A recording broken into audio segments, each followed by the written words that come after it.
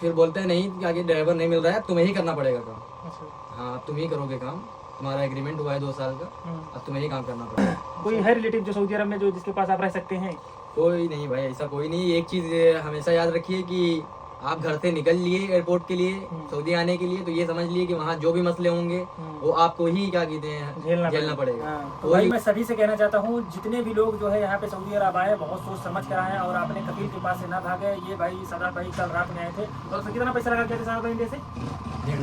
1.5 लाख रुपए लगा के आए हैं और यहाँ पे इनका खसारा ही खसारा है। अस्सलाम वालेकुम दोस्तों, कैसे हैं आप सब? उम्मीद करता हूँ आप लोग अच्छे से होंगे, खैर खैरियत से होंगे। तो दोस्तों अभी जो है हमारे साथ हैं सादाब भाई, जो कि 2-3 महीना पहले आए हुए थे। और जो लोग बोलते हैं यहाँ पे आने के बाद सब कुछ सही रहता है, तो भाई ऐसे भी लोग हैं जो भी यहाँ पे फंस जाते हैं, तो परेशान हो जाते हैं, यानी कि मैं घर कैसे जाऊँ, कुछ कोई रास्ता नहीं नज़र आता। तो भाई इंसान परेशान हो जाता है। जब कोई मतलब नया नया आता है तो परेशान हो जाता है, नया नया पर तो भाई यहाँ कुछ मालूम नहीं रहता, इसलिए जो है परेशान हो जाता है। तो ये रहे हमारे सादाब भाई। अस्सलाम वालेकुम सादाब भाई, क्या हाल चाल? सादाब भाई कहाँ से हैं आप? ये हम लखनऊ से, यूपी से। लखनऊ यूपी से। लखनऊ यूपी के रहने वाले हैं। ये 2-3 महीना 3 महीना पहले शायद आए थे आप मेरे पास? हाँ, 2 महीने पहले आए। 2 महीना पहले आए थे, तो क्या हुआ आप बताएंगे लोगों को? 2 महीने पहले जब आए थे हम आपके पास कि भाई जेल जाना है हमें घर, हाँ तो उसके बाद फिर 2-3 दिन तो हम आपके पास रुके ही थे, हाँ पैसे घर से नहीं आ पाए थे मेरे। हाँ फिर मुझे बोला गया कि तुम वहाँ जाओ कफील के पास, वो बोल रहा है कि हम तुम्हें भेज देंगे, तुम यहाँ आ जाओ, तुम भागो नहीं, हम तुम्हें भेज देंगे। तो हमने कहा ठीक है। फिर हम उसके पास वहाँ गए वापस, तो मुझसे बोलता है कि क्या कहते हैं कि 10,000 रियाल दे दो, मैं तुम्हें घर भेज देता हूँ। अच्छा।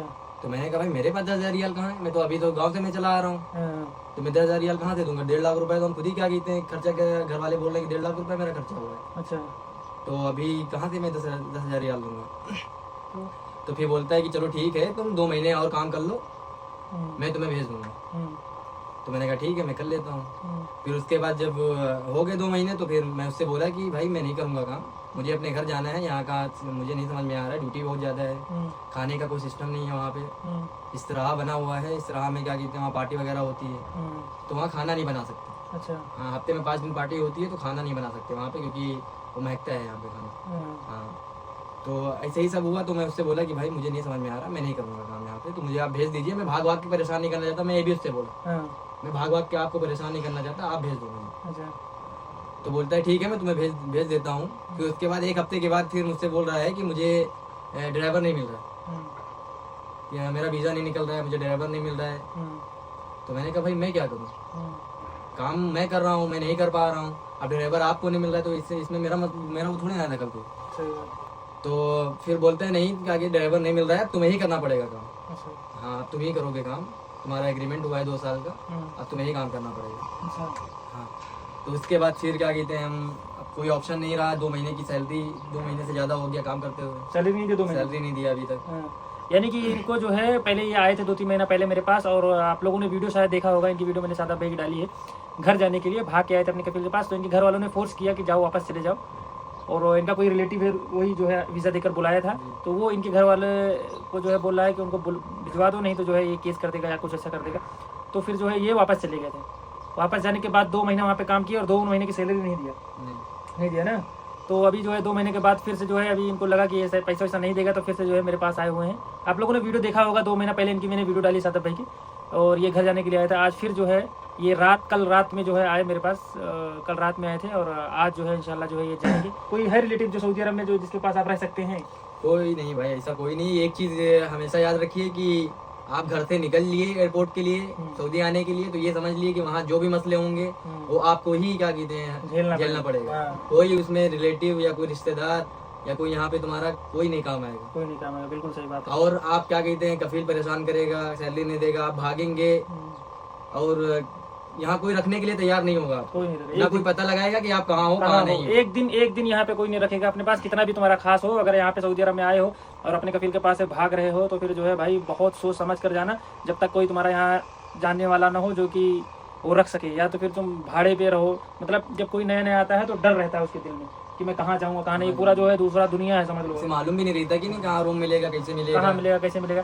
तो यही सब चीज़ें हैं, यही सब चीज़ों का सामना करना पड़ता है जब कोई नया आता है तो यहाँ पे। तो भाई मैं सभी से कहना चाहता हूँ, जितने भी लोग जो है यहाँ पे सऊदी अरब आए, बहुत सोच समझ कर आए और अपने कफील के पास से ना भागे। ये भाई सादाब भाई कल रात में आए थे, तो कितना पैसा लगा के थे साहब इंडिया से? 1.5 लाख रुपए लगा के आए हैं और यहाँ पे इनका खसारा ही खसारा है, फायदा कुछ नहीं है, समझ रहे हो। यहाँ आने के बाद कोई फायदा नहीं है, कर्जा ले रहे हैं, अब जाएंगे वहाँ पे जो कर्जा लेके आए थे वो भी अदा करेंगे और प्लस क्या कहते हैं अभी जो हाँ खर्चा किए खर्चा वो भी जो है अदा करेंगे। भाई साहब सब घर से ही पैसा मंगवा रहे हैं और इनके पहले जब 2-3 महीना पहले जब अपने घर वालों से पैसा मांग रहे थे तो यानी कि घर वालों ने ये चाहा कि ये आए ना वहाँ पे काम करें, यही है ना, तो इसलिए जो है इनको ज़्यादा हेल्प नहीं करी, घर से इनको थोड़ा हेल्प नहीं मिला।